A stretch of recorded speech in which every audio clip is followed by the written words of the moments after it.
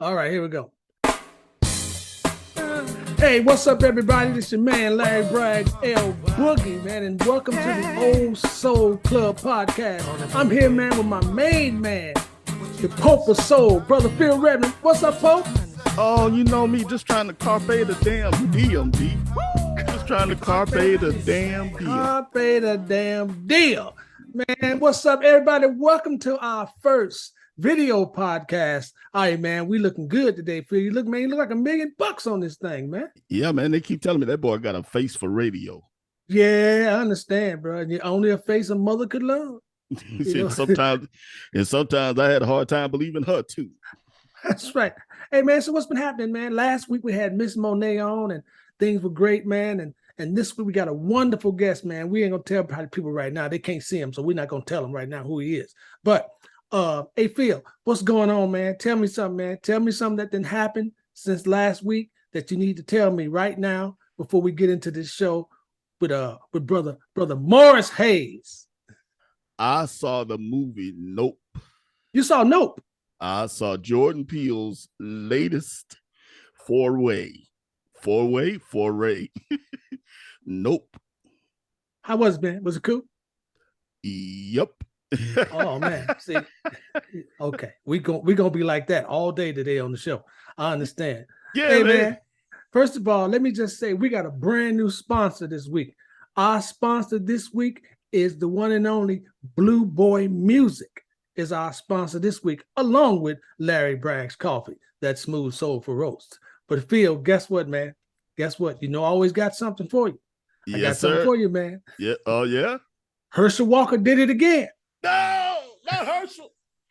Herschel did it again. No, man. Please say it isn't so, B. Please it say is, it isn't so. And I tell you every week, I don't keep up with this, but he just keep doing it. Herschel said, don't we have enough trees? Why do we have to worry about global warming and green, all this stuff? He said, hey, we got enough trees. What is wrong with him, Phil? This is your boy. I tell you what's wrong. They keep sticking a microphone in front of him. If they would stop sticking a microphone in front of him, then we wouldn't be subjected to, don't we have enough trees? I know, man. I know. It's crazy, man. Today is a great day, man. It's a great show today, and it's got some joy and some sadness at the same time, because not only do I have you on the show as a keyboard player and engineer, I have Morris Hayes from the show coming on from the NPG. But we just lost a great keyboardist, man, and friend. And man, it's just crazy, man. We just lost another great friend, man. Oh, yeah. Organ player. You love him too. Yeah, Joey D. Francisco. Joey D. Francisco, man. We just love Joey D, man. Bad dude, man. May he rest in peace. Our condolences to his family. Joey D, man, was a bad dude. Played trumpet too, man. He used to play organ and play trumpet at the same time. Miles Davis gave him the trumpet that he plays. Yes, Miles Davis gave him that trumpet, man. And people always wonder, why is the trumpet not like in a case, in a vault somewhere? Joey just got it thrown on the side of the stage. He just picks up. He been had the thing since he was 12, So, but Joey D, man, bad dude, man. Love him to death, man. That dude could wail on the organ, man. Could wail. Folks, we want to say to you right now, we got our special guest today, and it's the one and only, hey man, this guy has done an amazing job in his life and his career.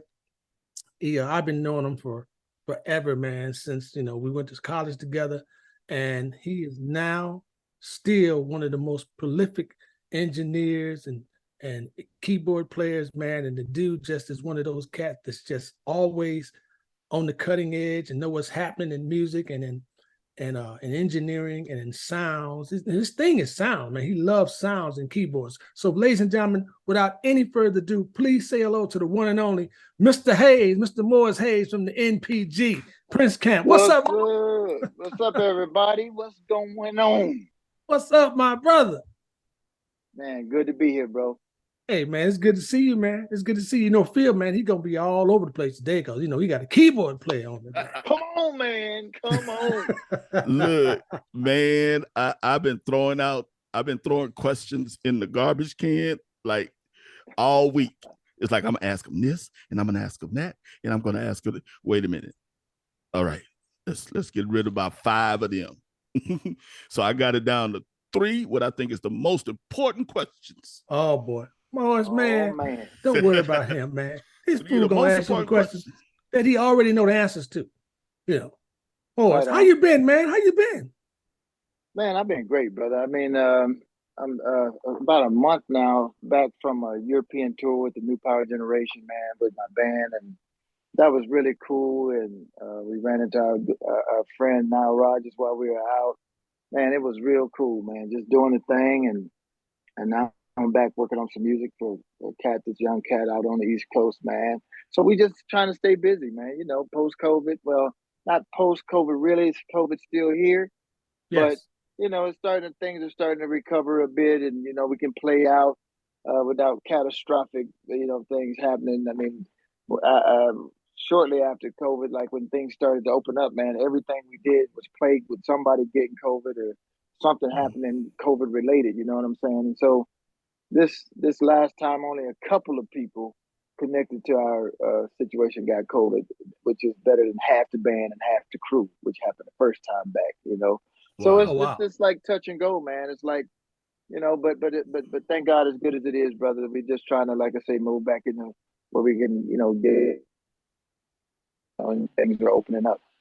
Yeah. Hey man, so how many cities did you visit over there while you're out overseas? You know? We did about 6 stops on this. It was a short tour, but we Yeah. did like Luxembourg, like 3 stops in France, the Netherlands, England. So it was a few stops, and we just hit a few different spots. But it was cool, man. It was a couple of festivals and some clubs, and just fantastic crowds, man. And my guys did great, man. So it was cool. It was good to be back out and be back in Europe, man. It's funny. That's the first time back since 2019, bro. Like right before the pandemic hit, like in March of 2020. We had just came back in December, at the end of December, in 2019. And then, of course, one of the last music work that I did before the pandemic was the Grammys. I did with Sheila E. and Usher. And Yeah, then, yeah. after that, man, all hell broke loose. And Yeah. so, it took 2 years for us to get back where we were able to go gig safely, like kind of safely. And then we still got nailed, because it's just kind of starting out, and then you don't know. It's funny, man, because a lot of people would think, yeah, we got these dates coming up, but you have to actually start planning ahead of time, like 2 weeks out, to not be in contact with people, and so that you don't get COVID and then bring it.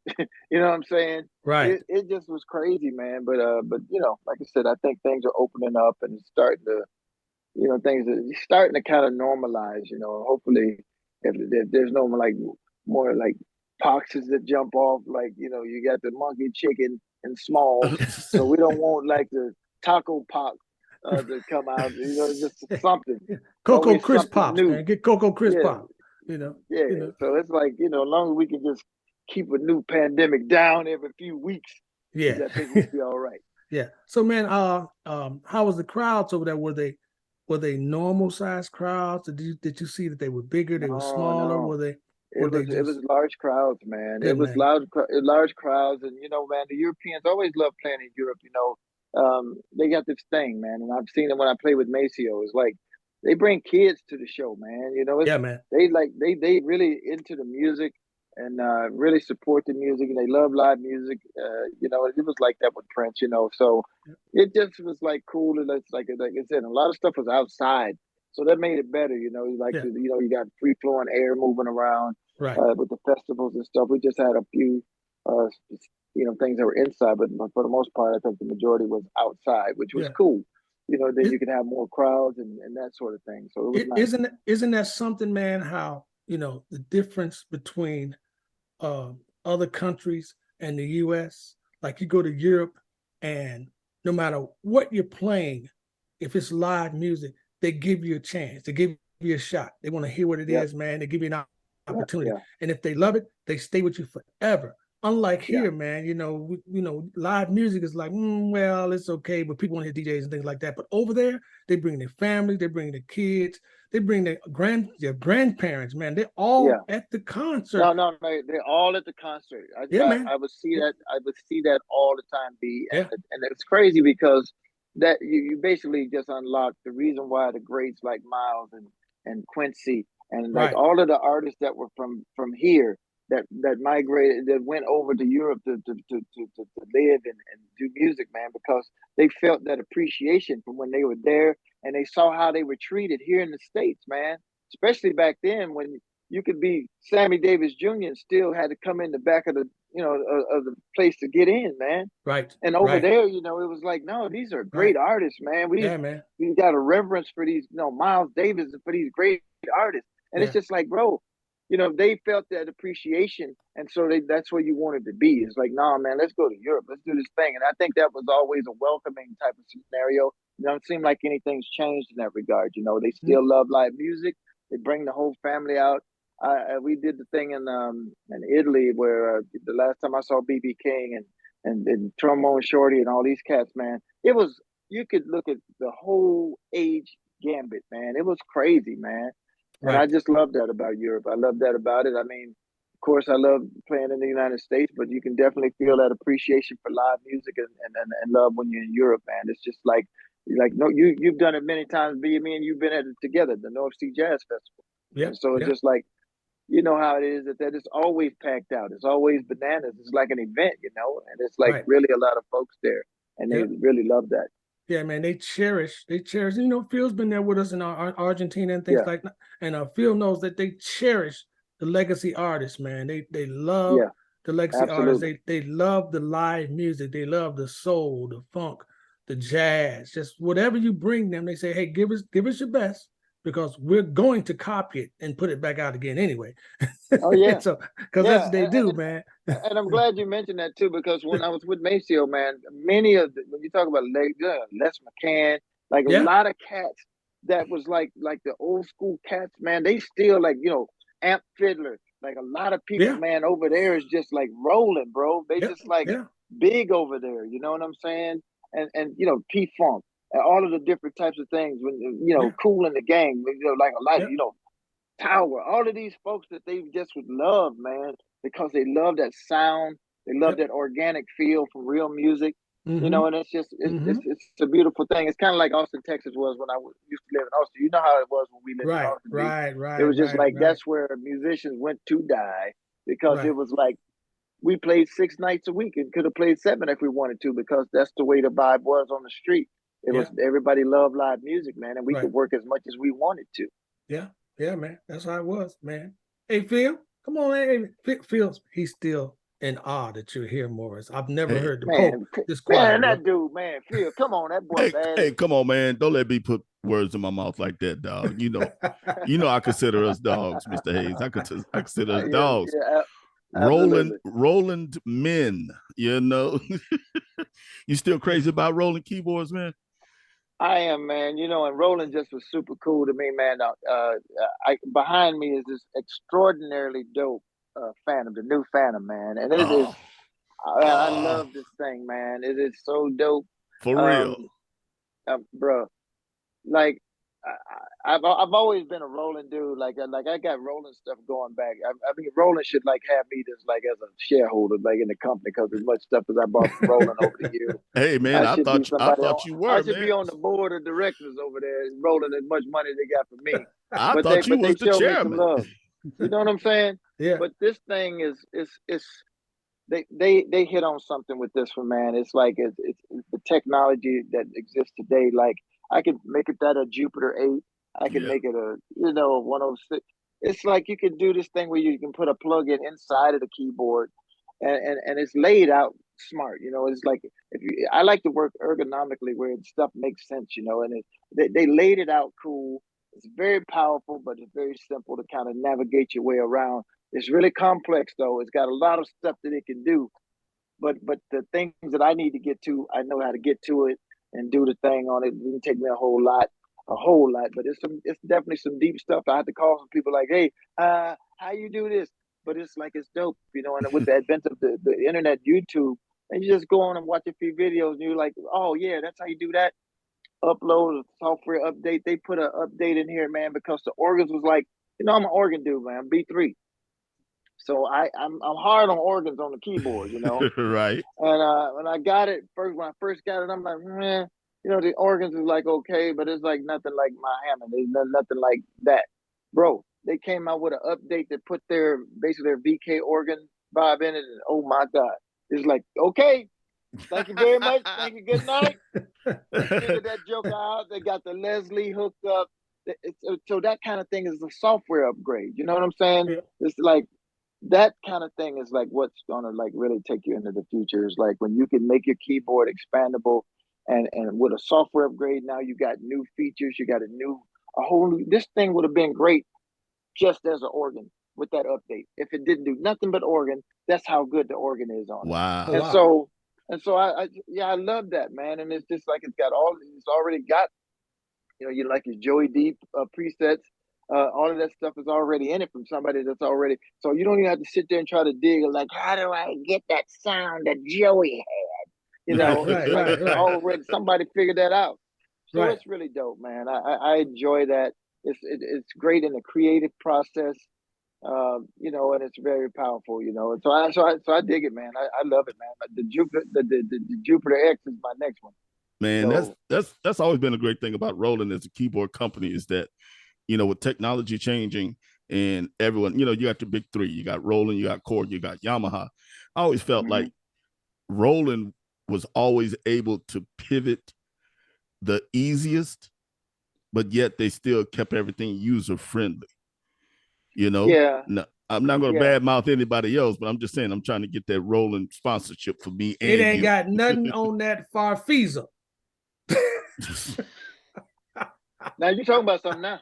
You take your 96 tears playing ass out the Farfisa, door baby. that way. No, see, Morris know what I'm talking about because that's the first keyboard he had down there. You know, he had a Farfisa. Oh yeah, man. Morris, why you gonna throw you under the bus like that, man? No, hey, we I'm were gonna tell you broke, something man. though, man. Let me tell you something though. My grandma got that for me at an auction, man, for like $50, bro. And I'm gonna tell you something. When I was watching Sly Stone with Prince, one time we were watching some Sly footage. We used to watch a lot of stuff from like old school artists, man. We loved that. Sly came up, he was playing the exact one that I had. I said, "Oh snap, I got that keyboard." Prince said, "What?" He said, "What?" He said, "Where is it?" I said, "It's in Chicago, man." I said, I used to live with my aunt in Chicago. I said, "It's in the storage." He said, "Man, you got to go get that keyboard, man." He said, "You got that?" I said, "Yeah, it's in Chicago, man. I got a Fender Rhodes and I got the Farfisa. And I had a thing called a Freeman string symphonizer. Yeah, it was Symphonizer. Freeman Symphonizer. I said, man. "Oh, they real fancy with they think." Right. Speaking of that, man, Morris, you know, people don't realize a lot about you, man. Morris Hayes is in the Arkansas Black Hall of Fame. What? Yeah, he was inducted into the Arkansas Black Hall of Fame. That guy is he's a legend down there, man. You know, congratulations, brother. He's legendary down there in Arkansas. I can go in the Arkansas. stores and get free stuff. Right. They said, you in the Hall of Fame here. Yeah. Man, all of the pork rinds you want to eat, right over there, dog. Help yourself. You in. See, people don't know, man, that you also started out as an art major in school. Mm-hmm. You know, Morris was an art major. You know, he wasn't a keyboard guy. He wasn't a music major. No. He was an art major. You know, and he just happened to play keyboards. You know, and Morris, I met in Arkansas, Pine Bluff, Arkansas, and we came up together. Then he left, man. He left, and a year later, I heard him. He had like turned into this ridiculous keyboard player over a year. And I asked Morris, I said, "Man, what did you do?" He said he went to Chicago. He was in his aunt's house. He didn't know anybody. So he just sat back and just learned everything he could. Because you're self-taught, man, and that's an amazing thing. You're self-taught keyboard player. It's a double-edged sword, though, because, you know, when you're self-taught, what you don't learn is the fundamentals, right? It's like when I played basketball. When I first started playing basketball, I learned a lot of the rules as I was playing. Like I would get whistled for standing in the in the lane, Right, and right. I'd be standing in the lane. They go 3 seconds. I'm like, huh? Like, so it's like after about 4 of these calls, coach like, son, you know what 3 seconds mean? That mean don't stand in the paint for 3 seconds. Can you please move? Wow. Okay, yeah, that's one of them things they call rules. Right. Get in So and get out. Get in, get out, standing there and then move out the way. So with music, it was like a thing. Like when you actually study music, like we had a dude that played with us. Like Prince has had some of the most incredible keyboard players in the world, man. Like Cassandra O'Neal, like Barbarella, Wendy. Ronaldo I mean, I'm Neto. sorry, Lisa, Renato. That's who I was coming to, because that was getting ready to be my byline. I talked to Renato, man. This dude been playing since he was like in the womb. He had his, well, I ain't gonna say he had his hands out before he got out. That would be weird. But but he started early. That's my point. Yeah, He started early. yes. So but what he did was because he learned scales, he learned everything like he learned from the beginning. I'm a mutt, I play fast but my whole hands are moving. I play with the wrong fingers, because I taught myself and I didn't really learn that structure. And then after a while, after you do it that way, you get used to doing it that way. And but that's the thing. And I think learning it that way, it's important. That's why I always tell kids, like, man, if you have a chance, take the lessons. Just learn the fundamentals. You can break the rules once you know the rules. And I'm just lazy because I could have just said, I'm gonna take a sabbatical during the COVID outbreak and I'm gonna relearn everything I know about music. But at this point in life, you already been through all of that life, and now here we are. So you might as well don't. If it ain't broke, don't fix it kind of mentality. But anyway, that was the thing. Before we move on to anything else, I have to connect the story, and I promise not to bother y'all with too many of them. But look, believe it or not, my first keyboard was a Juno 106. No, let me go back to the beginning. Keyboard. I started out playing trumpet. And then when I got to the high school performing arts, I was playing trumpet and drums. I was there with cats that Sebastian Whitaker, the great Hermanator, Herman Matthews, Everett Hart, Everett, So there I was, and this cat, man, this friend of mine was in the piano room surrounded by girls. So I went to the room next door and started practicing scales. So my first synth was the Juno 106. Now I got this thing and I was just pushing buttons and doing sliders and stuff like that. So I could have grown up to be a programmer, but what I messed around and did was I learned every synth patch and keyboard part from For You, the Bambi album, Controversy, Dirty Mind, and then 1999 came out. So I learned every song from the first 5 Prince albums. Went out to go join a band, Minneapolis Tribute Band. I mean, everything they played came out of Minneapolis. So basically, I learned about a good 30, 40 songs. And then I just didn't practice no more. I didn't learn no more. Anything else I learned from, hey, Phil, learn this song. Okay. Yeah. That's funny. They say you're hired. That's killer, man, because that's a hell of a feat, because Prince had some stuff on them records that was banana sandwiches to play, man. Yeah. That was crazy to play.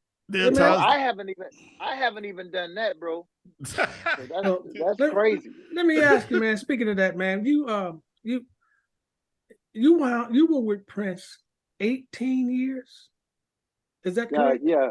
That's all total. I always say 20 years because I took a couple of years in the middle for Maceo. Yeah, and then we would come back and do some hits with Prince, but I left those 2 years to go and play with Maceo. But from 2012 to 20 years, man. Yeah. And I know that was an amazing experience. And Prince is he was such a perfectionist, man. So he played everything, everything was like, hey man, it's got to be right, it's got to be perfect, it's got to be killing. And you being a self-taught musician and him seeing you, how did that connection happened? Because, it wasn't like you were Morris Hayes, the classical jazz funk guru of the world, so Right. how did Prince connect with you, man, and you wind up being with Prince? Because at that point, you was just Moss. Yeah, well, I'm gonna tell you what. One of my, and I said, it's funny. I just said this to somebody. One of my greatest, personal, greatest legacies with Prince is, of course, there'll be, Greg Sane. It's funny when you mentioned, like, I was in school, art major. I quickly left the school after Greg Sane was basically in the choir and a biology major. And Greg was making more money than the whole art department doing art on the campus. He wasn't even an art student. And I said, I gotta rethink this art thing. This dude ain't even in the art program, and he's making buttons for all of the fraternities and sororities, Right. just getting paid. Right. He ain't even in the art program. He whoop everybody in the art program doing his drawings and stuff. Right. I said, I got to think about this art business, and I got to rethink this. And the guy came to me and said, computers is the future. All right? You need to do computers. They going to change the world. I said, computers, huh? Computers going to do it, huh? He said, yeah. You can go to DeVry and learn computer programming or how to fix them. I said, well, I think I'm going to do that, man. No and I way. left UAPB. Yes, I did. I moved to Chicago, lived with my aunt, and went to DeVry to learn how to program computers. So that was bananas, man. But Greg Sane was a catalyst for why I did that, because I said, if I'm in art and this dude ain't even in art and he making money, what I'm supposed to do? Right.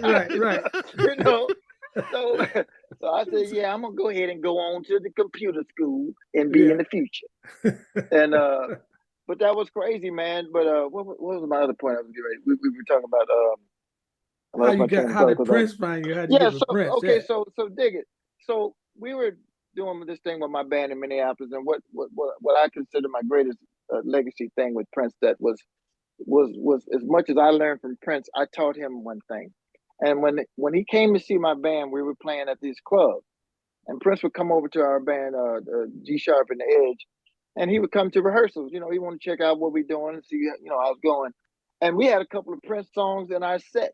We would do some stuff, and there was a couple of Prince songs, and we were doing one of the songs. Wait a minute. Prince came to your rehearsals? Yeah, I mean, we were playing crazy. a Glam Slam. That's bananas. Yeah, we were playing a Glam Slam. That was his club, okay. And he just wanted to make sure that it's, quality control. You know what I'm saying? Right, so he wanted to make sure that these jokers are gonna pull this off and ain't gonna be boo boo. You know what I'm saying? Right. So he would come by. He'd come by rehearsal, with his security cast and all these people, and he'd come through. And man, we were playing 17 days, and I had a keyboard. LB, as a matter of fact, I had that W30. You remember that W30? Yeah. I had a W30. My first keyboard.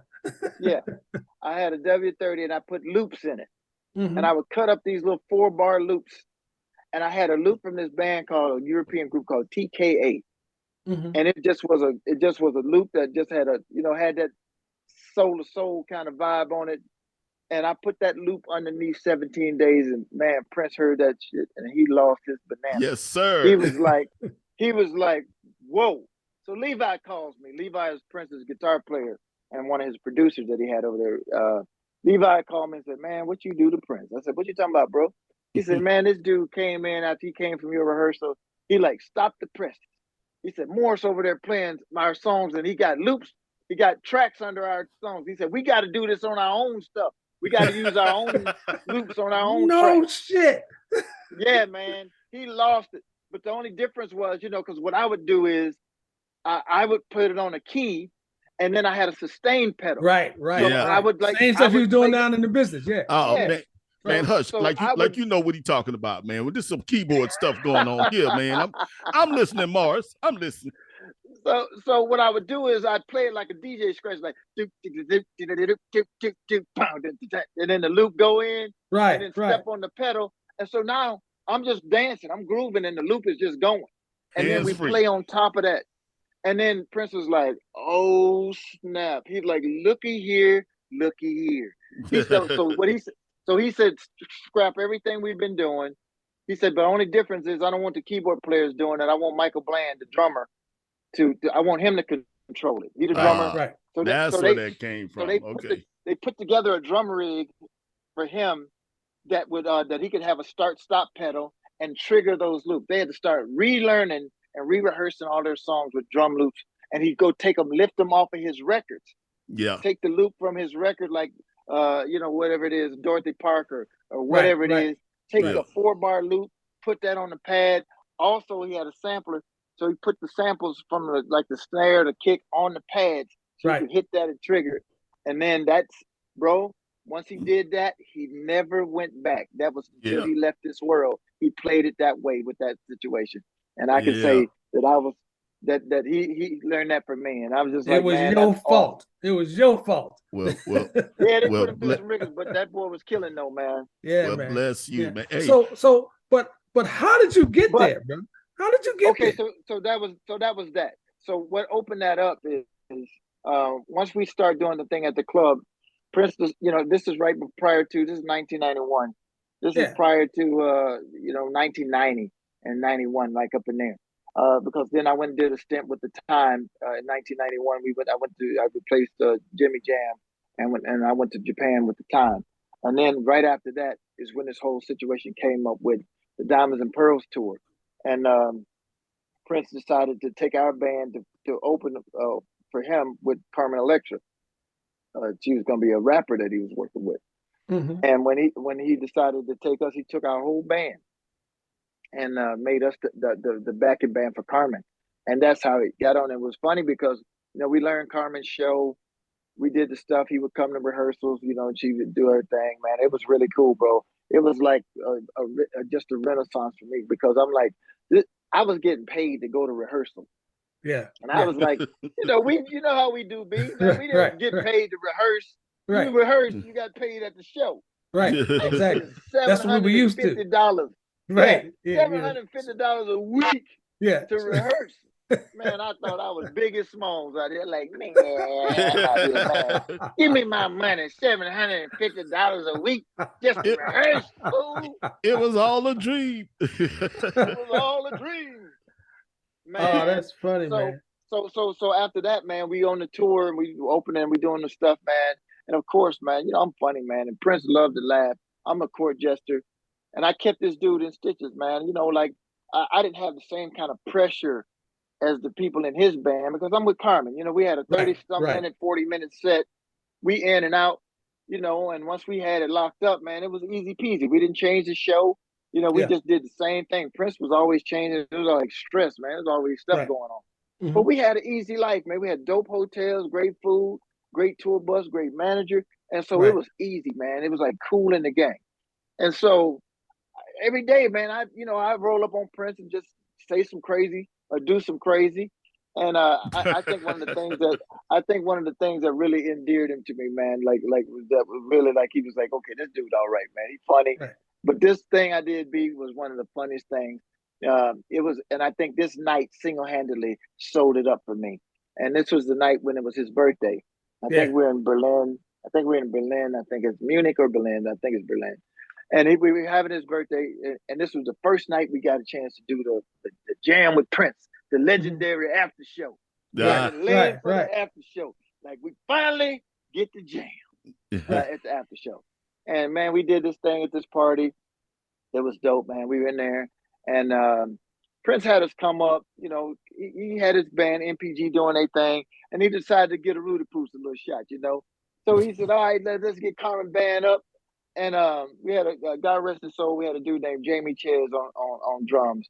And and so what Prince would do is build out the beat. He would build out the groove by telling you, okay, give me a beat. Boom, plat, boom, plat, boom, boom, plat, whatever. And then you just do what he said, Right. Then he'll get a bass line. They say, okay, bass player, do this. Boom, boom, boom, boom. Boom, boom, boom, boom, boom. And then you get it, and he built a groove like that. Right. And then he started playing over the top. And then he'd say, go to D.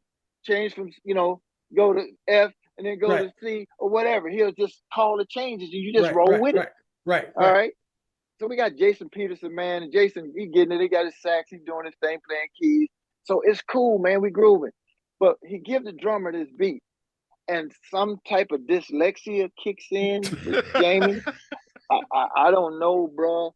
He's telling him a beat, and Jamie too fancy. He trying to do something off, and he says, no, no, no, no, just boom, plack, boom, plack, boom, boom, plack. And he's like, Yeah. boom, boom, plack, boom, boom, boom, plack. He said, no, no, no, no, no, boom, plack, boom. And it's just like, and we are all like going, bro, this is so easy, man. Do what he's saying. Like we like sweat beads coming down. He's like, no, no, just play the beat like he's telling you. He's looking at him while he's telling him the groove and just looking at him. And Prince like, bro, whoa, whoa, whoa, bro, boom, plaque, boom. And I'm like, oh my God, we done. So after a minute of this, Prince goes, okay, let's get the NPG up. Y'all can go have a seat. And I'm like, yeah, dog, man. I'm like, yeah. Everybody walk off, head hung low. Like, man. And he said, Morris, you stay. And JP, you two stay. And I'm like, oh snap. And then Prince decided to go into Get Off club version. Oh, You yeah. know, Club mix. And it's crazy because I love that version of, Steve Right, Hurley beat from Chicago did that groove on that. Right. And Steve Hurley in Chicago is the man, Right, and right. So I had learned that track because I just liked it and I learned it.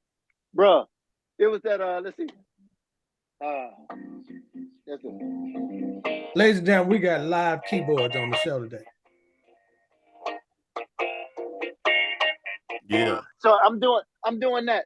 And so they go into it, man. They groove, and I'm right with them. Prince like, oh, okay. You know the little groove. And bruh, so we grooving. They getting it, man. They smoking this mug. And so when he get ready to because when we were grooving, everybody wanted to jump in and get their little solo in and do their little thing and shine, get their shine on. Right. And some of it didn't go so good. Right. It didn't go over well. Everybody was nervous, and decided I'm gonna take a leap and went off the cliff. Playing in the wrong key. Like, ooh, that didn't work out so good. But hey, thank you for trying. We lost another one. We lost another one. And so we grooving, man. He gone. Then Prince he say, okay, Morris, like he give everybody a little shot. And then just like at that point, instead of me trying to oh, now it's my chance. I'm gonna try to do my Chick Corea impression. Right. I was like, nope. I just locked the groove in, man, and just just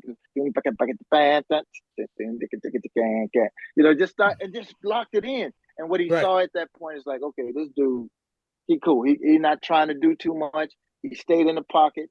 He did his thing, and that just scored some points. But then here was the sinker. Here's the coup de grace, as we say in business. Coup de grace.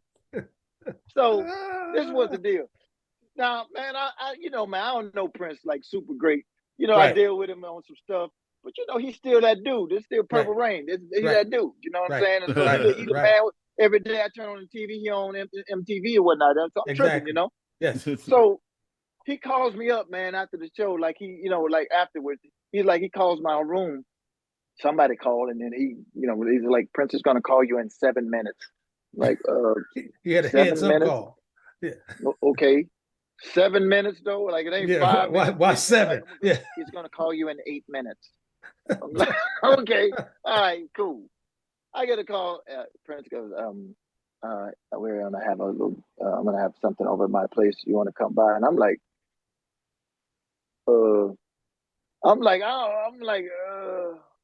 I said, can Greg come?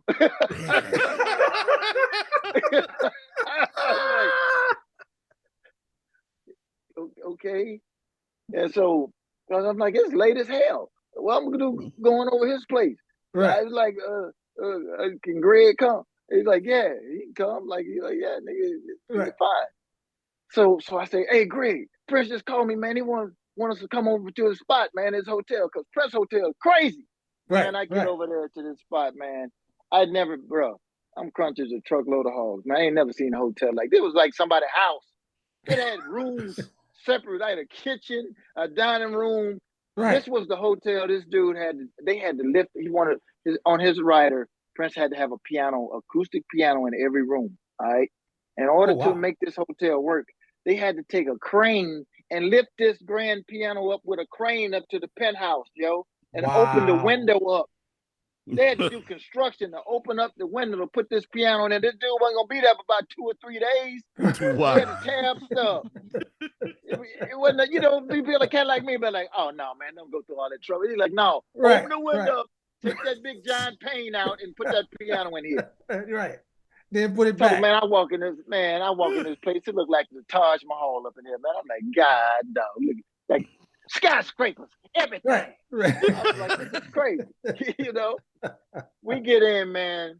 Now, this is the two things there'll be, and this is what I believe God is my witness, what locked me in. We go in this dude's bedroom, right? Prince got a road case. Now it get good though. He got a road case about the size of a small, like a couch, like a giant road case, man. You take the face off of it. It's got a big flat screen TV before flat screen TVs was popular. It's got a big back projector type of flat screen TV in it with speakers and an amp and all kind of stuff, all set up with the power distro on it so it can work in Europe. So he don't have to worry about like what y'all little TV do. Right. He got his own shit. Right.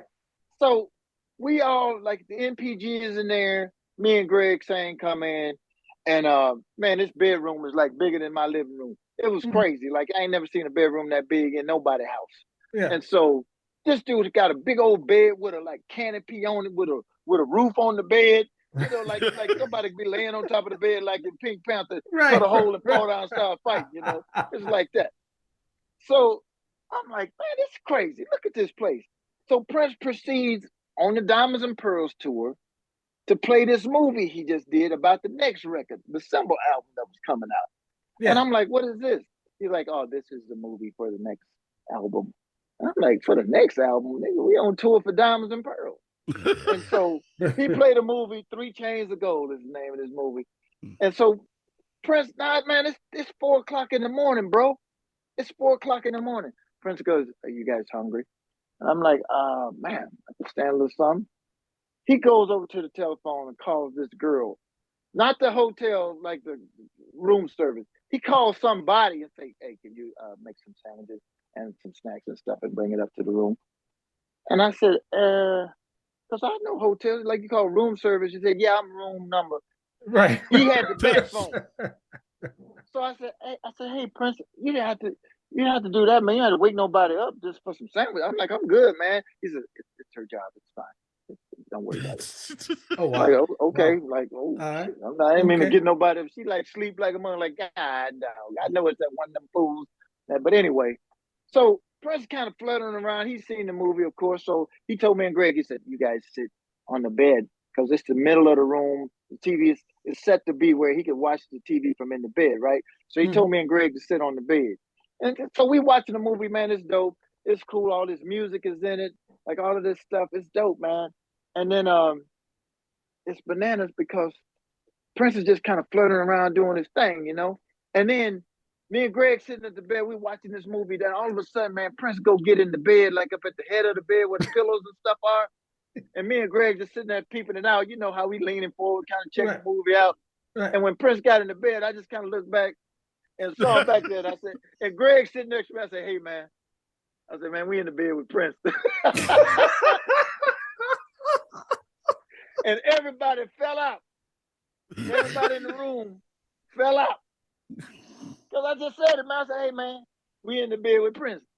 And then when even Prince threw up, he was falling out. I said, well, think about it, man. A lot of people want to say that. Want to be able to say they've been in the bed with Prince. That's all I'm saying. A lot of people can't say that now. A lot of people can't say that. Oh my God, man, these folks was dying, man. Like everybody in there throwing up, man. It's like, oh my God, this boy's stupid, man. So we watched the movie, man, and I'm funny, man. I said, Prince, that 3 Rings of Brass movie was something. 3 Rings of Brass. He said, that's 3 Chains of Gold. I said, yeah, that was dope. So, man, we come out the bedroom, bro. We're in there watching this thing. We come out of the bedroom. It is sunshine. It is daylight outside. Like the room now, the sun coming in in the thing. And we all walking out like, yeah, dog, okay, we got to go to the next city. Like we got to go get our bus. He got to get his stuff. We, you know how it is when you're leaving, like the benediction. Right, Everybody right. just drifting on out of church. We Right. just drifting out now, and the piano is there, right, and it's sunken down on the sunken floor, right. Right. So, bro, I don't know what the hell I was thinking, bro. I don't know what I was thinking, and I ran over to the piano, man, and this is crazy because when I went to the piano, this is so funny. I did this big long. I went over and opened the piano up, like him and the NPG, Greg, everybody starting to file out, right? Yeah. And I went over to the piano, opened it up, and then I went into this thing where I was just like, the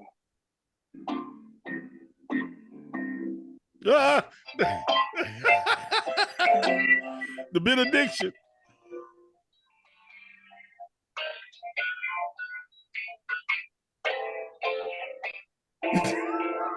and then I said, yeah.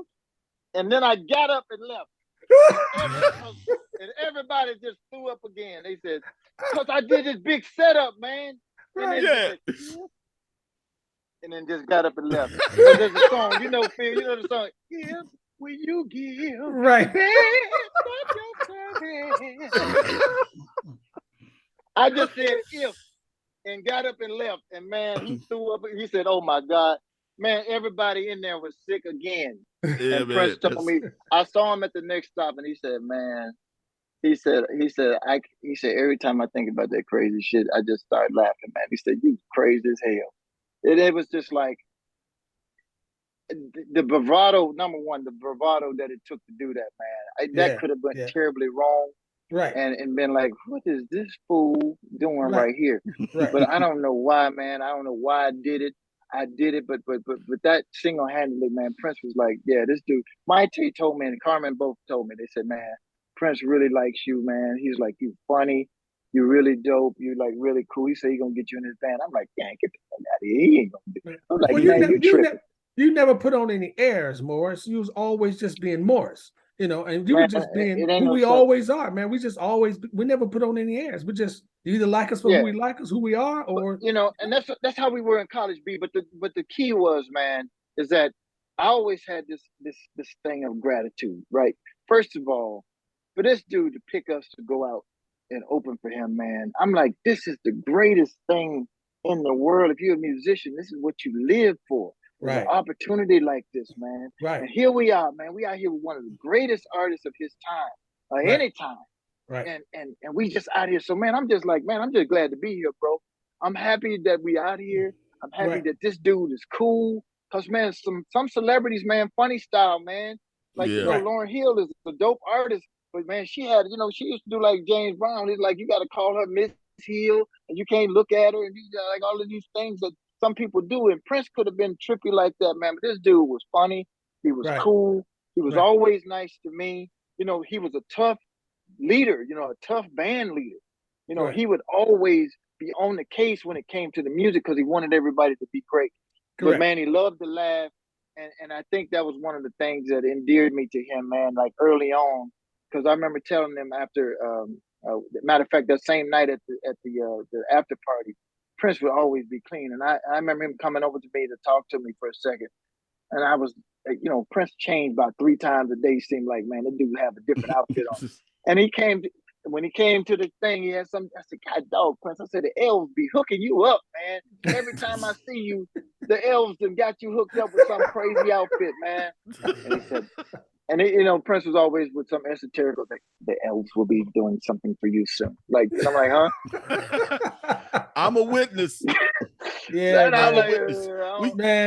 We gotta tell you, man, this is like great. Ladies and gentlemen, if y'all don't know, if you're just tuning in, this is the one and only Mr. Hayes, as he was called, in the Prince's Band and the NPG. Morris Hayes is our guest today on the Old Soul Club podcast, brought to you today by Blue Boy Music and Larry Bragg's Coffee, that smooth, soulful roast. And so, Gerber baby food, yes. Gerber baby. Let's not forget Gerber baby food too. Let's not forget that. Let's not forget. Hey, Morris, when we get out of here, man, it's been a blast. I just got. Oh my God. we got a few other questions to ask you, but Okay. hell, I don't want to ask you no more now. So, Well, I forgot. I the gotta rule tell of you though, man. television.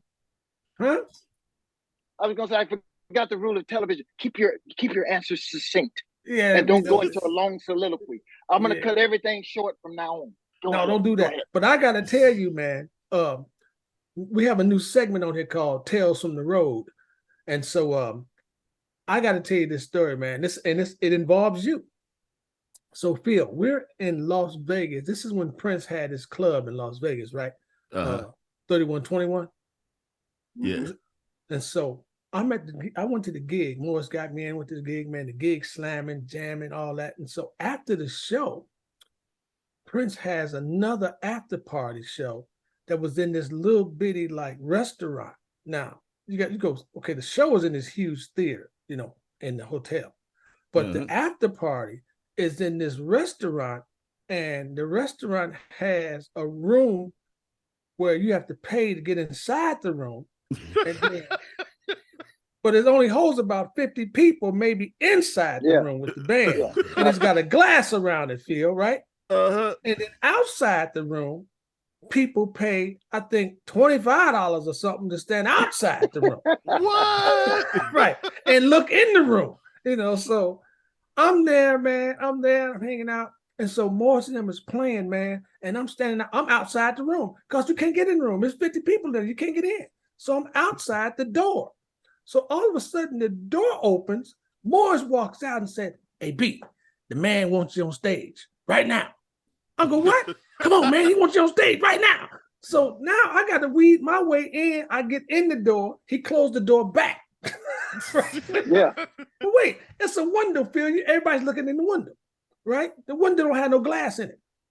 And so I come on stage and I said, "What's up?" And Prince wants me to sing "What Is Hip" because I was in Tower Power at that time, right? But here's the thing. I walk on stage. I'm like, oh, shit. Prince want me to sing with the band with him. So I come on stage and I had on this white pinstripe suit with a peach shirt. Prince had on a peach outfit. So I'm standing there, Phil, and he looking at me like this. He going, I'm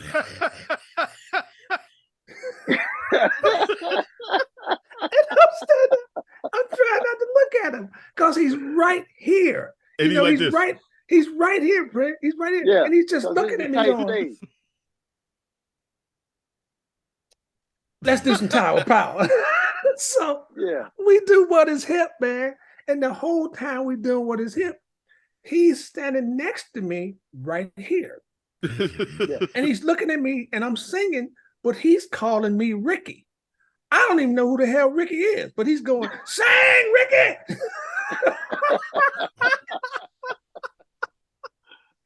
Oh my gosh. So we do the song. He gets there, he goes, "That's Tower Power. What I'm gonna do after that? That's Tower Power." And he leaves. He just leaves. You ran the man off the stage, B. I go back outside to go back and look in the window. Morris comes outside and said, after the show, because the band kept playing, he's gone. I said, "Morris, what happened?" He said, "Man, you killed him, B. B, you killed him, man. He left. B, you killed him." I'm like, "Yeah, but he left." He said, "Yeah, that's what he does. He good. I mean, he good. He left." And so now we're standing outside. It's me and Morris standing there, and this woman walks up. Morris will tell you, and she walks up and she gets down like on her knees and start doing this. She's not worthy. And me and Morris going, "What is going on right now with this woman, man?" And she stands up and looks up, and Morris goes, "Oh, snap." Sandra, "Oh." And she going, "Oh, man." And Morris says something about the movie she was in. Well, no, when she was traveling, she beat the dude up with the helmet, Yeah. It was Sandra Oh, man. We were like, "Oh my God, dude." She was in the room. And man, that was just the coolest night, man, from Something on the Road, man. I mean, Sheila was there that night. It was a lot of folks that night, man. It was dope. Elton John was there that night. Yeah. Yeah. Elton John was Yeah. there because remember they had the conversation Yep. in the hallway, and we kept Yeah. saying, "Oh, to be a fly on the wall to hear that conversation." Oh yeah. But Yeah, but that was and that's the thing, man. Prince had a healthy respect, man. It's so funny, B, because bro, you know what I just found, B. This is bananas, man. It's funny that you bring this up. I remember you guys when you came to Minnesota, and I'm like to say quickly, when you guys came to Minnesota, man, and I told Prince, I said, man, Prince, um, I said, Tower Power is at the zoo. I think that they are playing at the Minnesota at the zoo. yeah. At Oh the no, the amphitheater. Dakota wasn't Dakota room. Oh yeah, maybe that's what it was. Yeah, yeah, And yeah, yeah. first thing he asked me, he said, "Is your guy singing?" I said, "Yeah, I think B is doing it." He said, "Garibaldi, you won't be there?" Right. He said, I said, "I think so, man. Garibaldi been hitting with him in Rocco." He says, "Oh, okay, I may be able to make it there, because he said that's the ensemble right there. That's the one you want to get. Yeah. You got B, Right. you got Garibaldi, you got Rocco." He's like, "I'm in." You know what I'm saying? It. And it's crazy because I saw I later ran into B and them, and Garibaldi, man, gave me this book, Right. this drum book, man. But and man, I'm tripping because Garibaldi is like one of my heroes, man. I mean, this dude is like legendary, man. It's like him and Rocco, two cats is like poof, they up here, Prince loved Rocco, he loved Garibaldi, and Garibaldi gave me this book. But see, what I had was though, Prince had a standing rule, like don't bring him nothing, don't give me nothing, put nothing in my hand, this kind of thing. Right. But it's like it's Garibaldi, man, and it's like he's like, yeah, I want you to get. I took it like the Holy Grail, like. But then I'm like, what I'm gonna do? What I'm gonna do? Oh, Jesus, what I'm gonna do? I got this book. I can't give it to Prince. What I'm gonna do? He told right. I can't give it to him. I just found that book maybe 2 days ago. I have that book. Wow. It's crazy, man. It was in some of my music stuff. I took it to Paisley, and it was in some of my. And I just went through this box of stuff from Paisley and found it maybe 3 days ago. And I'm like, OMG, man. This is from Garibaldi to Prince, and it's a note in it to Prince in there. And I was like, oh my God, man, wow. This is crazy. Wow. It's crazy. But that was good times, man. That was a lot of fun that night, man. Prince, you blew his socks off, and that really impressed him, man. Because Larry, you from the old school, man. You came in just like he did, in and got it in. It wasn't about it was just like when that groove hit, it was thank you, good night. It was like we was gone. Right. You know what I'm saying? Right. And the horn section was killing. Everybody was on. It was gone. Yeah, man. It was a great time. We just going on down the road, man. It was dope, man. It was great, man. So, Morris, man, before you get out of here, man, I think the Pope got a couple of questions for you before we go. So, Pope, fire away, man. Fire away, baby. Mr. Hayes, hey, looky here. Are you planning on doing any scoring? Are you planning on moving into score? As fate would have it, I did a setup. Yeah, it's crazy, man, because I did a soundtrack for this movie called According to Matthew. It's a Sri Lankan film. It's a true film about a priest that was in Sri Lanka in the 70s that was like killing people, man. He's the first Catholic priest to ever be convicted and sentenced to death. Wow. Just like for crimes. This dude was using insulin to kill people. He was having an affair and was using insulin to kill off his wife and the girl he was having an affair with, her husband, and people that was finding out. He was just smoking jokers, But a friend of mine from Australia named Alston Koch and this girl who's a big star in Bollywood named Jackie Fernandez are the stars in this movie. I think they both won awards in the Sri Lankan equivalent to the Oscars, man. And what's crazy, that was my first. I've had music in movies like my Martin Lawrence and some other stuff and other films, but I never did this underscore. And this was the first movie I did underscore. And it got to the stage in Hollywood with the consideration stage of I'm in the Hollywood Reporter and Variety magazine and consideration for Oscar for this movie. It just never got into the actual nomination, but it was cool to see my name in Variety and the Hollywood Reporter for this movie.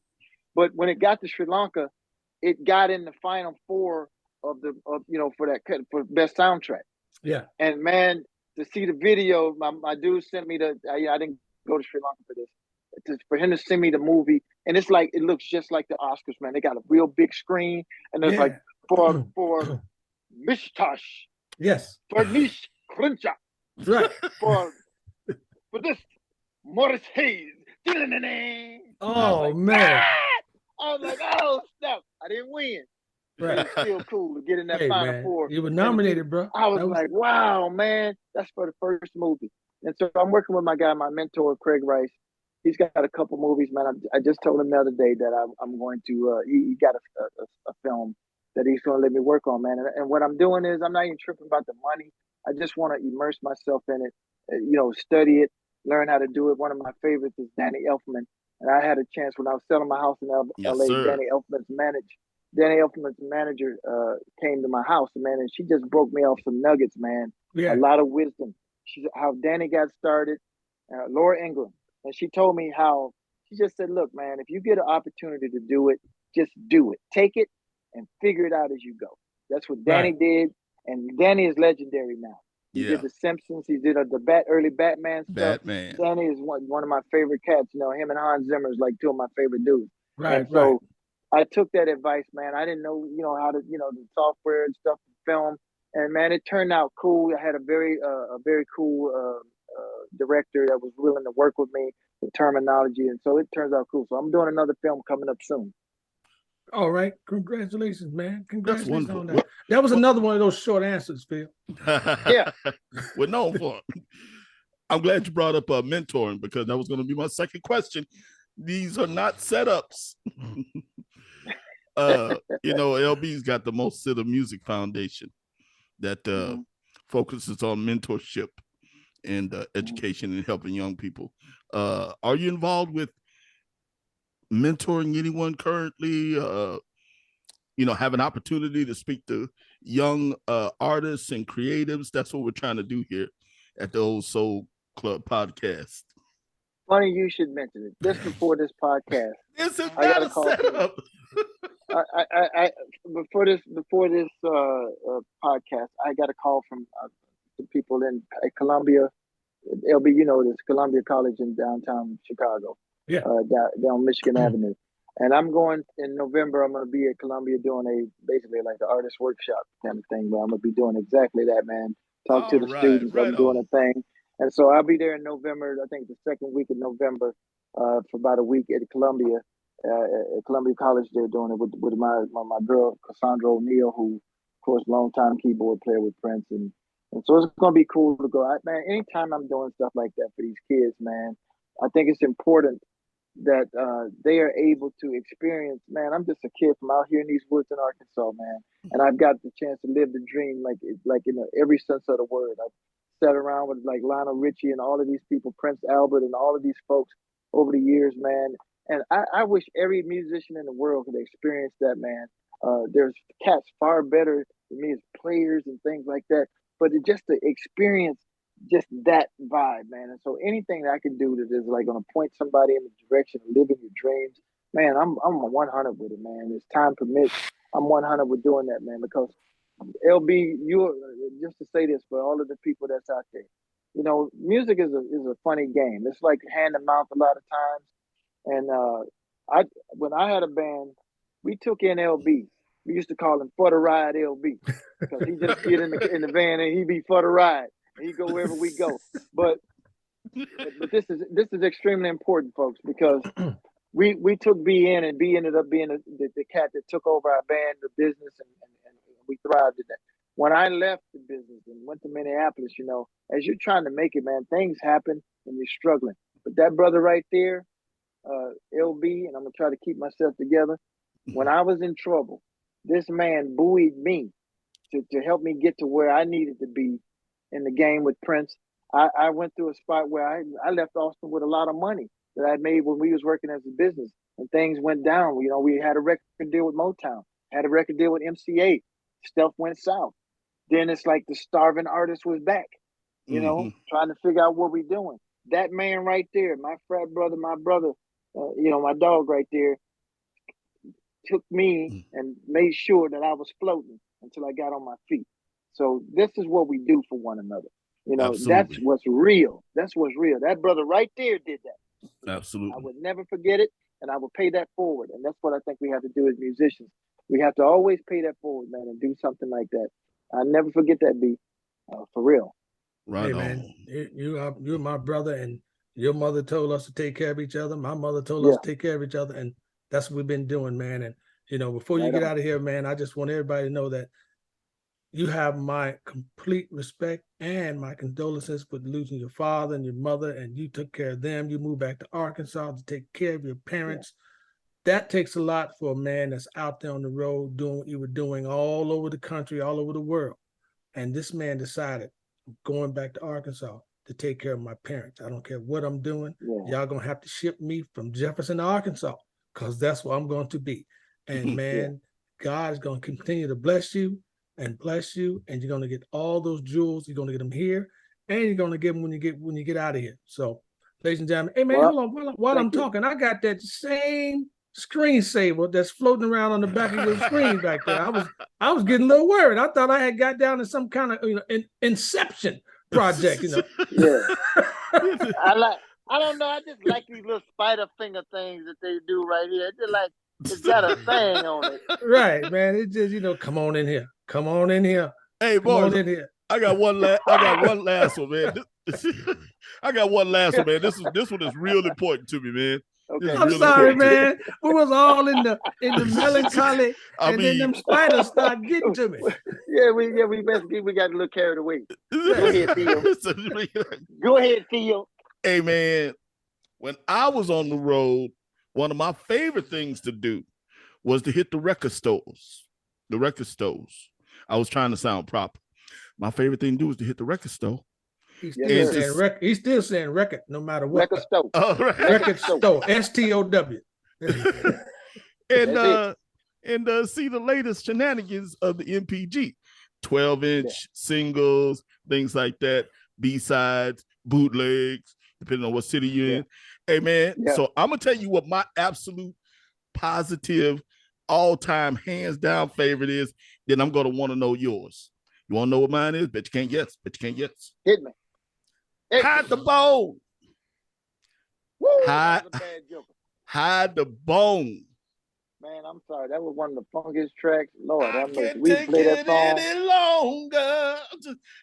Man, I'm just saying, man. And when LB told me that you were going to be on the show, man, I mean from the intro. Oh yeah. Yeah.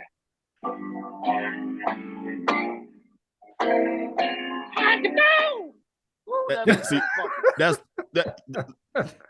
Top that. It ain't right.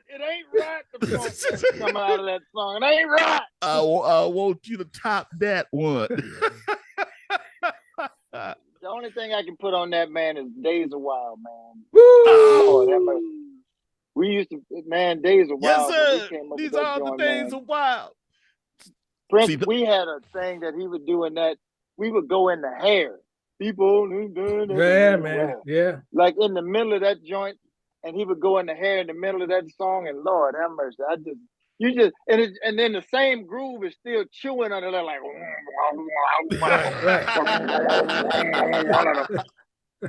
Man, I just be on the organ just like this, man. I'm just like, I'm just over here chilling. Man, come on, man. Morris is the only man I know that got an organ bitch with a back to it. Right. Man, I'm like, come on, man. Say, man, before we let you get out of here, man, I want you to tell us, hey, man, so what is coming up new for the NPG, and what are you working on personally, whether it be a film score or some writing for some other artists, whatever. So what is the NPG got going on? What's happening with them? You got to put in the password, man. So I had to put in the password. Well, quickly, the NPG. Okay, so just recently, man, this is all like kind of new news. You know, the bank, Comerica, was running the Prince estate, and there was this whole kerfuffle about Morris Day using the name Morris Day in the time, and then us using the New Power Generation name the former Prince estate with the bank was going to take all of those names and just kind of use them as they saw fit. I've had a license with the NPG to use that name for 5 years. It actually comes up soon that we will relinquish that name according to the last people. Well, the family just took over. So with regard to the NPG, we have to just kind of see now that the family is running things. We'll go back to the family. We'll talk to them and see what the situation is.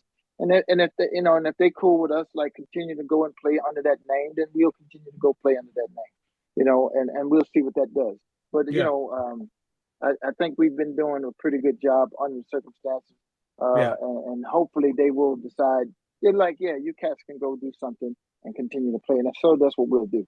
As far as me personally, man, I'm working with this kid out on the East Coast, man. He's a dope young cat, man. I've been commissioned to do some songs with him. His name is Brett Great.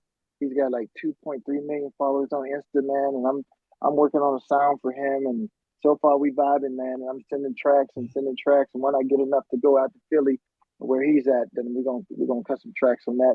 Like I said, I got this film coming up. I've been entertaining this whole podcast thing, for a while, and I'm looking at bringing that to fruition, man. One thing I know I can do is I can run my mouth, if y'all have plainly seen. Right. I can run my mouth better than anything I do. Right. So I may do that as well. Man. It's just like, I just try to think what is it that I can bring to people, and I've learned a lot with Prince. I've learned a lot just in general, man, and I think it's our duty again to share any information that is going to be of a positive nature, because that's what I want to be, man. I want to be of a positive nature. I don't want to just get up like running my mouth just to run my mouth. Hopefully, I want to impart some information that's going to be helpful. Anything political, I kind of get in the political thing, even though I'm a political junkie in that. Even as a kid, I watched the news, man. I was always concerned about world events because LB and Phil, we're world ambassadors with music. We travel the world. We live in the world. And so we always look at things from a global perspective. And so, a lot of people in America don't even travel. They don't go. They don't have a passport. They don't go. Right. I think in order for you to just understand how everything is connected, you need to travel. Right. You need to go see and see how people live. I lived in Shanghai for almost a year. Yeah. So, I used to have certain thoughts about China until I went and lived there. Right. And then it's like, maybe the government does the thing, but the people of China that I met were some dope and super cool people. Right. Right. And I think that's what we got to connect to is people. Right. And once we can see that we all the same and that we bleed like red, don't matter, cut me, cut you, both the blood is red. Right. That's what people got to come to understand. Right. And I think once you are able to do that, you see things a little bit differently. It's not about partisan politics. It's just about right and wrong, and what's going to help or what's going to hurt. And mostly important, our environment, like what's happening to the world, man. We looking at everything crumbling up, heat waves, floods, all of these things, and we have to figure out what are we doing to, number one, help this to be the case, and what can we do to prevent it. Those are the types of things that I want to talk about and see if we can illuminate and find some ideas. Because we know, the situation is getting crazy. People talking about civil war. They're talking about with all of this stuff with Trump and all of this. I mean, man, we got to come to a place where we got to think bigger than just these little issues and minor things that we're dealing with from this macro level down here. We got to think of the big picture, man. Like what's happening to our world. So that's the kind of stuff, man. We do live in the world, but as you know, we're not of the world. So we have to continue to do that, man. And some of these answers, man, it be like you said, we travel all over the world, and you'll find out that the people, for the most part, just want to live their lives, get along, have a good time, have friends, raise a family, raise their kids, have a little something to put away. It's most of the time governments and things like that that's keeping all of this craziness going on, and and some of the other sides. But man, for the most part, people are good all over the world because we've traveled the world. We know how good people are. Most folks in Europe, man, they know American history better than we do, which is amazing. Mm-hmm. So hats off to you, Morris, man. I wish you the best with the NPG, man. I hope to see a new record coming out. I hope that the Prince family just got one in the can. The Prince family continue to let you guys do what you're gonna do. I wish you the best of luck, man. We always talk But it's just always good to see you in this light. I know the Pope we were amazing, man. Just to have you, You the man. We're so just elated to have you on the show, man. And this is something new for us, man. And we talk about a lot of Glad to be things, here, man. brother. You know, and I hope great success, man. Please do the podcast, and we look forward to that and everything else I that have comes with it. y'all on mind. We got a trade amen resource. Amen, amen. Brother, we gonna let you go. We love you, man. Brother. Thank you for being on the Old Soul Club, brother. And Thank you, man. I are appreciate old soul. y'all, man. And what people don't know, brother, is it's cool to be old school, but an old soul has taken a journey. I Watch like out that. now. All right. Come on now. Hey, man. Hey, Morris, have a great day, man. Have a great week. Mr. Hayes, would you go on ahead and take us out on the Piany? Yeah, now we. Wait a minute. We're headed for the dope. Since you're headed for the dope, what you gotta do is you know that organ I told you about. Yes, sir. Yes, sir. Uh-oh.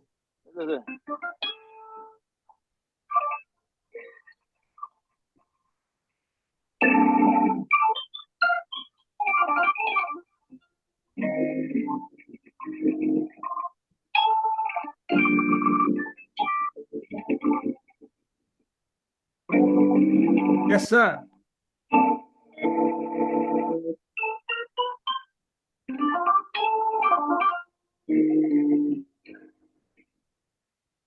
We'd like to thank y'all for having the day here with Mr. Morris G. Hayes. And the G is for gold. Let them use you. Let them use you. We want to thank you. Woo!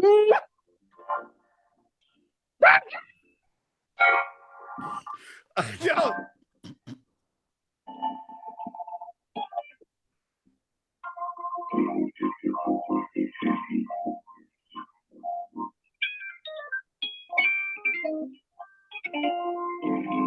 Ladies and gentlemen, the one and only, Mr. Morris Hayes from the NPG, Princess Musical Director for 18 years or something like that. Hey, man, thank you so much, Mo. Oh, yeah.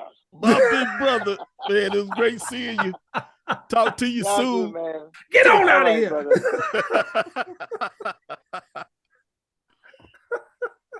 Oh, my God. Man. Yeah, what a show, man. What a show. Morris can talk. Man. Oh, my God, man. That dude. Oh, man, I love him to death, man. He hasn't changed since 1980 or 81, whenever I first met him. He's been the same. He's been the same, man. Amazing, man. He just gets better and better with time, man. He's just an amazing cat. Man, so cool, man. We've been so blessed, man. We've been blessed. That's the only way I'm gonna put it. To have so many incredible guests. And we just getting started, man. It's just the fifth week. Started. It's just the fifth week, brother. Sixth week, whatever it is. It's just the sixth week, man. We're having a great time. He killed it today. We're having a great time. Killed it, man. Killed it. You know. Can't say enough about that, brother. And you were right. You know, I tried to be all like cool and stuff, but you were right. Man. Oh, I don't know what's wrong with you, man, when these guests come on. I don't know what gets into you, man. You be trying to become this. You become this other dude, man. I'm a fan, man. I understand, man, but you're gonna have to put your panties in a different bunch. Why you gotta talk about my draws, man? I'm sorry, man. I ain't even talking about draws, man. Why you gotta talk about my draws? Okay, bloomers. Okay, no, man, we're good, man. Yeah, no, but I love hearing Morris talk. You know, I saw the gleam in your eye. I saw you just start going, man. I can't believe Morris Hayes is on the show. I'm a fan, man. I know, man. I know. Too many stories to cover in this one interview. I know, man. We're gonna have to give it about a couple of months. Wow. And then have him back on. Right, man. This show here, man. It was great, brother. It was great. Yeah, you know? but what we're gonna do is we're gonna keep with our format. We're gonna keep with the program, as they say in church. That's right. Keep it the program.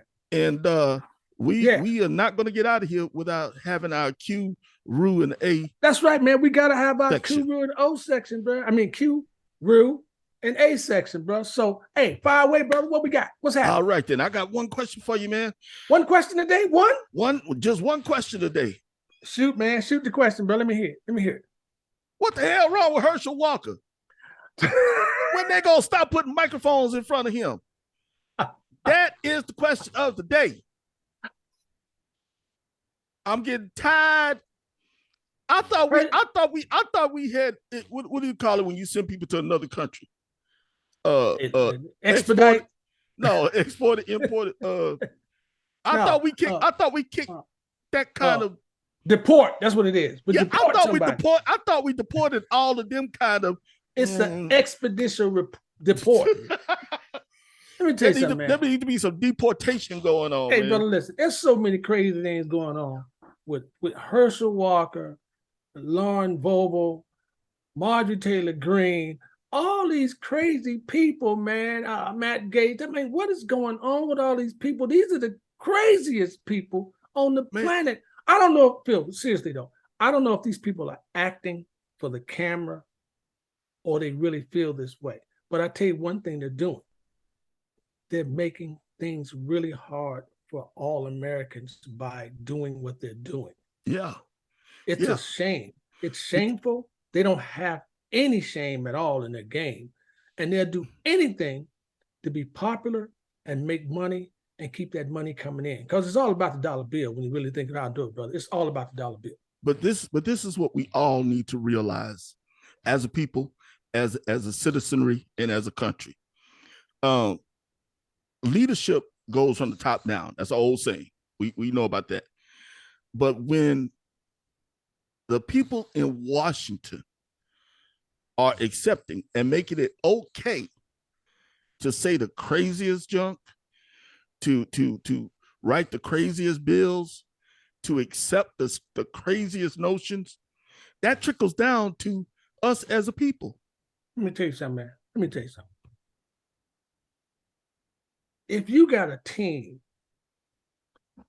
and they playing another team and one team don't give a damn about the rules. Yeah. Throw the rules out the window.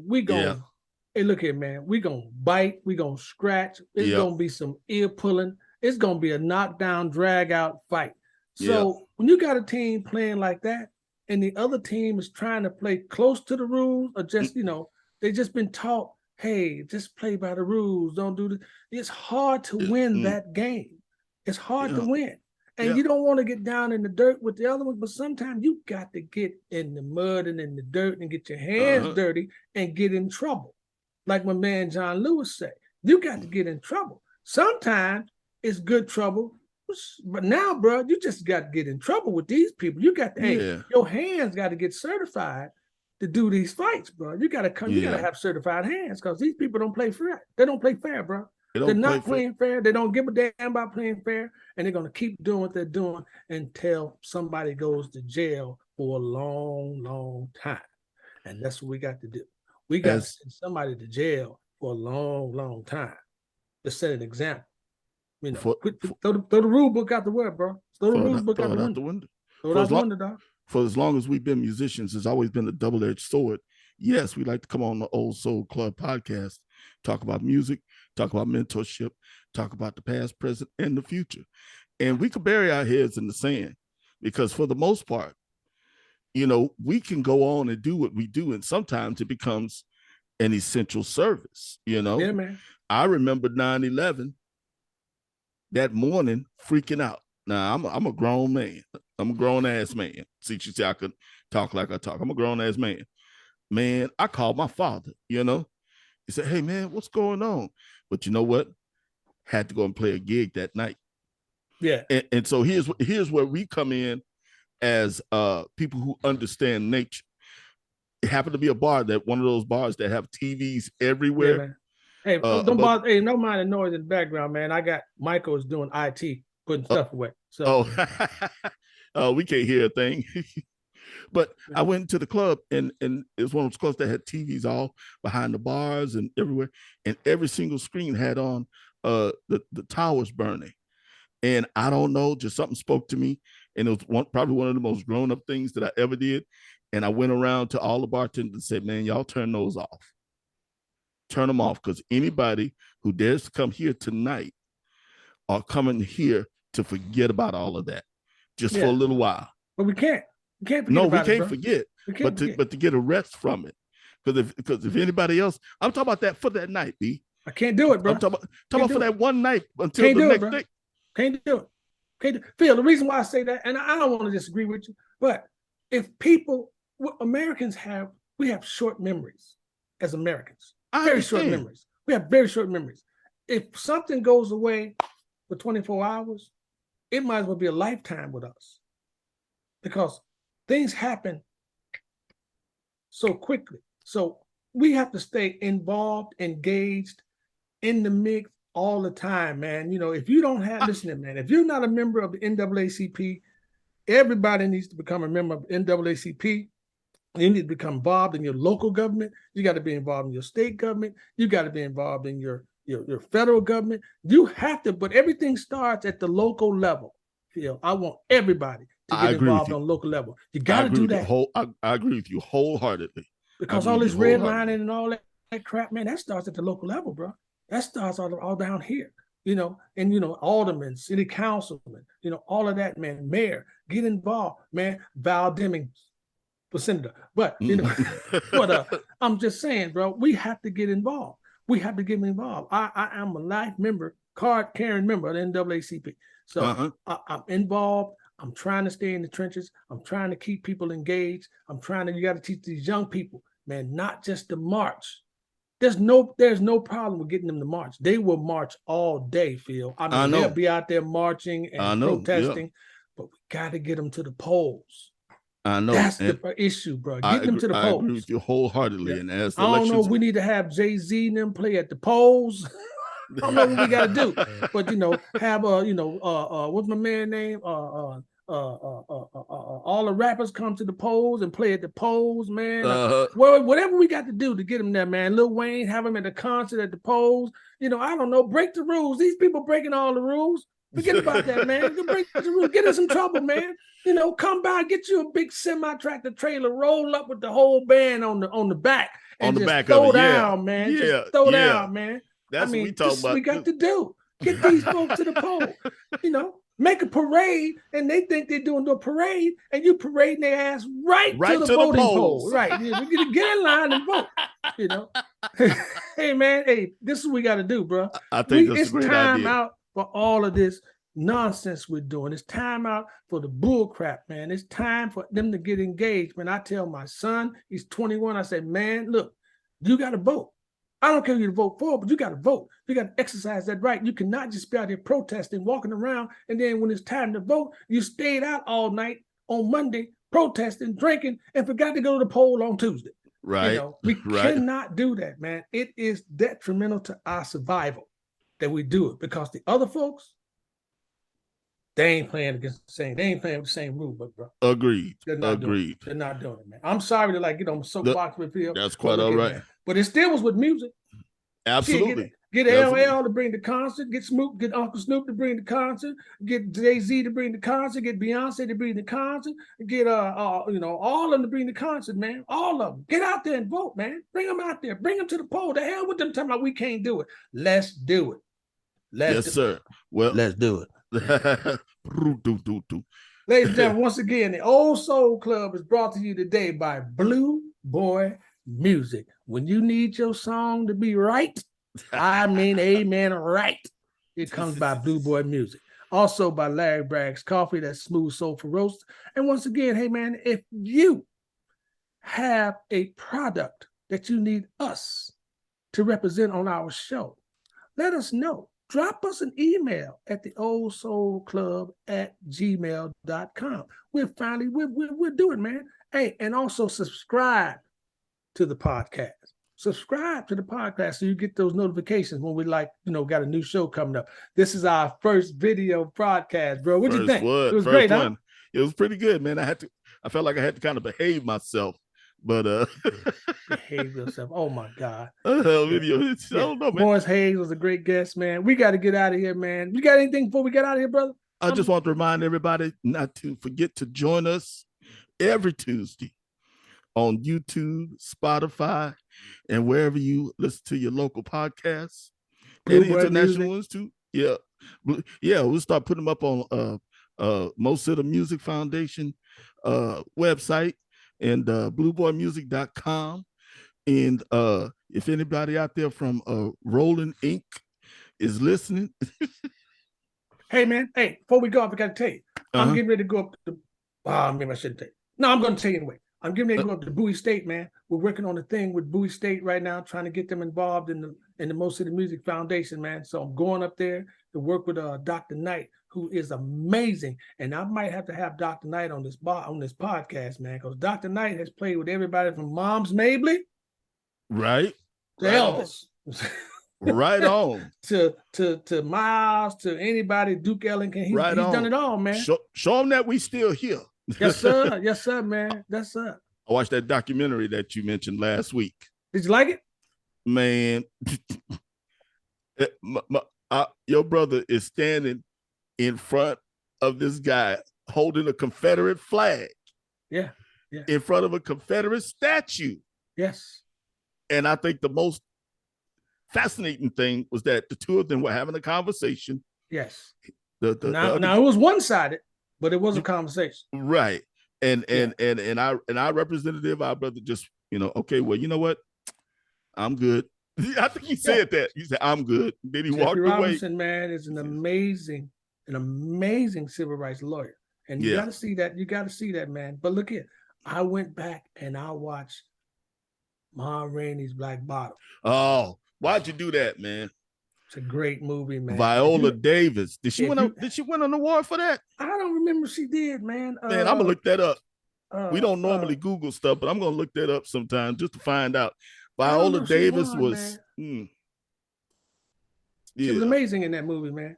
If you haven't seen that, you gotta go see it. And you gotta watch the documentary about it, about the blues, because that movie is set up in a studio. It's like a studio. Right. They're doing a recording.